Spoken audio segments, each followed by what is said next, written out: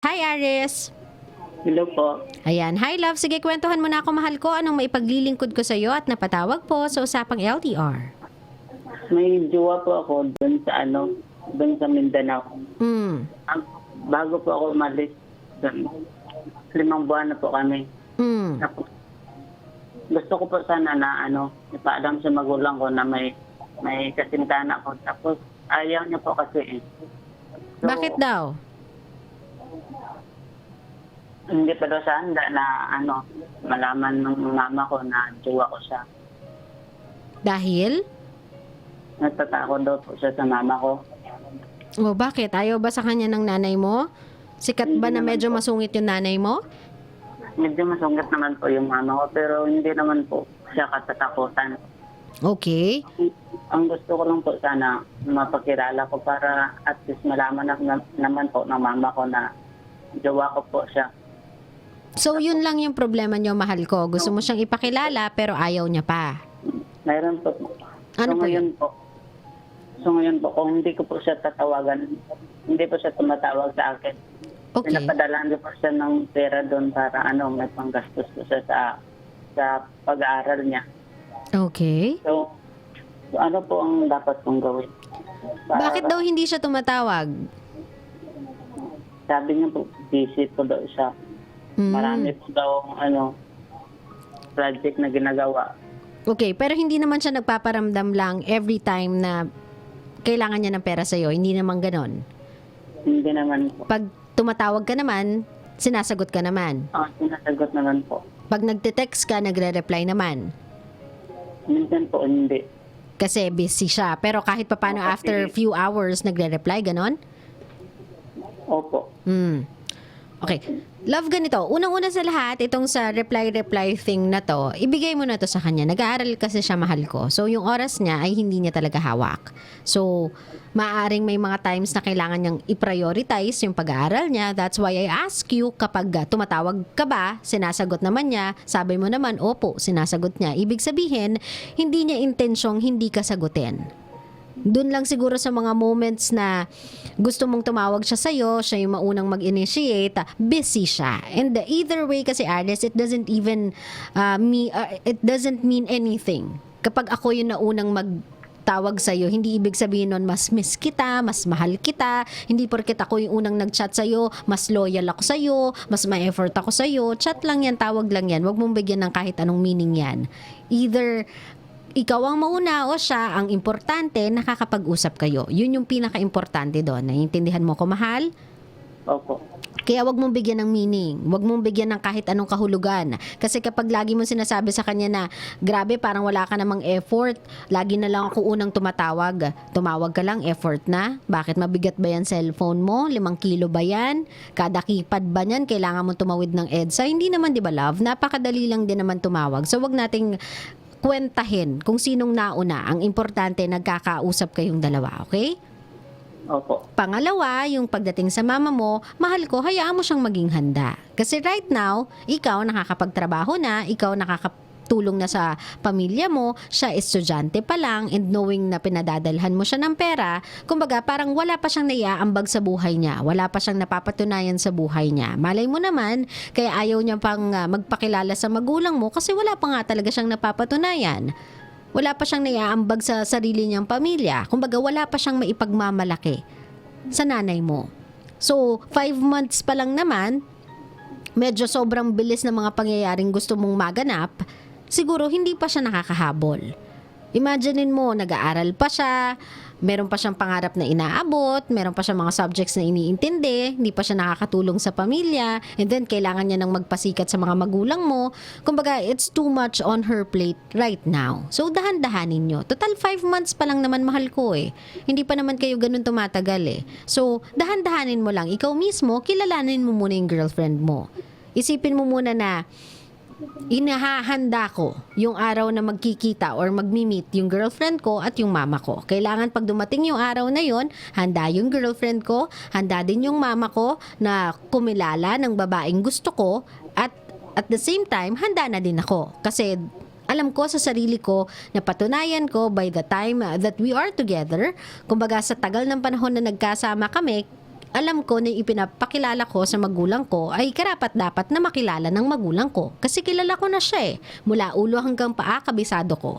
Mula ulo hanggang paa, alam kong walang ginagawang kalokohan, alam kong nagko-concentrate sa pag-aaral, alam kong loyal sa relationship namin. Therefore, handa na siyang makilala yung mga magulang ko at handa na rin akong ipakilala siya kasi alam kong karapat-dapat na siyang makilala ng mga magulang ko. Naiintindihan mo ako, mahal? Oo, hindi kailangan masyadong mabilis, love. Kasi ang mahirap kasi doon kapag minadali natin lahat, kunyari pinakilala mo agad, tas malaman ng mama mo na pinapadalan mo yan ng pera, tapos wala pa siyang trabaho, estudyante pa lang, malayo ka sa kanila, baka hindi magkaintindihan, baka hindi magkaunawaan. And instead na maging close, mawasak pa yung chance na maging okay silang dalawa. Naintindihan mo ko, love? Opo. At saka Aris, ganito sinasabi ko lang sa iyo, mahal ko, not for anything. I'm not trying na makialam. Pera mo yan, desisyon mo yan, pero hinay-hinay sa pagpapadala, love ha. Hindi mo yun anak. Hindi mo obligasyon na magpadala sa kanya. Hindi mo obligasyon na pag-aralin siya o mag-supply ng kahit anong pangangailangan niya sa pag-aaral. Naiintindihan ko na yan ay tulong mula sa boyfriend papunta sa girlfriend kasi you can afford. Afford mo. Pero wag mong sanayin, mahal ko. Naintindihan? Wag natin sanayin. Kumbaga, yung pera mo na kinikita mo, pera mo yan na dapat mong ipunin para sa future mo din. Huwag mong ipadala sa kanya. Hindi ka pa sigurado kung siya na yung babae hanggang dulo. Nag-aaral pa yan, love. Madami pa kayong pagdadaanan together. Malayo pa yung tatakbuhin ninyo bago kayo makasigurado na kayo na nga sa dulo. So, hinay-hinay muna sa pagpapadala, love. Alam kong nakakagwapo kapag nabibilhan mo siya ng mga bagay-bagay, nakakapagpadala ka ng pera sa kanya. Alam kong nakakagwapo yan at nakakagaan sa pakiramdam. Pero, wag mong sanayan, ha? Wag sanayan. Kapag kinailangan lang, kapag nakapos ng onte, yan, sige, tutulong si boyfriend to the rescue. Pero kapag hindi naman nangangailangan, kapag alam mo namang kaya naman ng mga magulang niyang pag-aralin siya at sapat naman yung binabaon niya sa school, nakakaraos naman yung mga miscellaneous fees, yung mga ambagan sa project, wag ka nang umambag. Hindi naman kailangan. Sa special occasion ka na lang bumawi sa kanya. Total magkalayo kayong dalawa. Ayan, padalan mo ng flowers, kung monthsary, anniversary, kung birthday, padalan mo ng regalo, pero wag magpadala buwan-buwan, ha? Hindi mo obligasyon yun, mahal ko. Magsubi ka, magtabi ka para sa sarili mo. Naiintindihan? Opo, nandiyan. Ayan, Aris, kung meron kang gustong sabihin, una muna, sige, kay girlfriend na lang. Kung meron kang gustong sabihin dito kay girlfriend na hindi sa ayaw niya, pero hindi pa kasi siya handa, kasi wala pa siyang napapatunayan, mahal ko, sa sarili niya para makilala yung mga magulang mo. Pero alam mo sa sarili mo na mabait, kahit papano, kahit over text, over the phone lang, naaalagaan ka, nadadama mo, even with the distance, na mahal ka talaga, anong gusto mong iparating sa girlfriend mo? Gusto ko lang po sabihin sa kanya na kahit malayo ako, hindi ko po tayo pagpapalit. Sweet naman. Yan lang? Mahal na mahal po siya. Ay, sige. Aries ha, yung mga sinabi ni ate sa'yo, huwag masyadong gumastos ha. Opo, maraming salamat po. Di pa tayo bilyonaryo, Aries. Sige, ingat ka lagi, love. Bye-bye. Opo, salamat po. Okay. Kabisyo, naiintindihan ko na there are moments in our lives, lalong-lalo na kapag meron tayong boyfriend, meron tayong girlfriend, at alam nating medyo nakakaluwag-luwag tayo, nakakaangat-angat tayo ng konti sa kanila.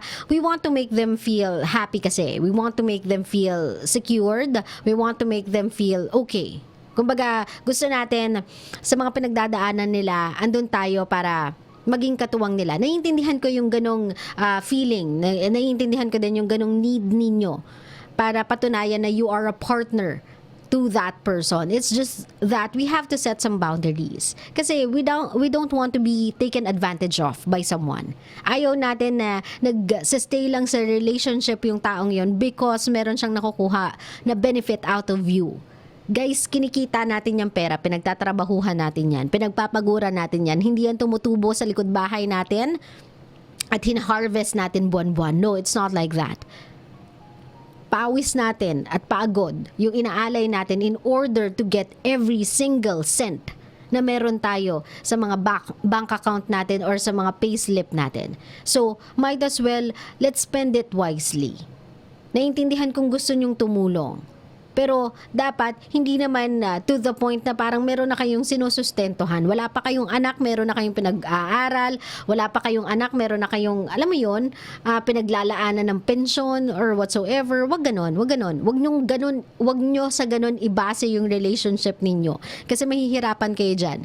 First, mahihirapan kayong isustain yan kasi masasanay nyo yan sa ganong klaseng nakagawian. Tapos pangalawa, pagdating ng dulo, kapag hindi nagkaunawaan, magkakasumbatan kayo. At ang pinaka-pangit na form of sumbatan ay sumbatan tungkol sa pera.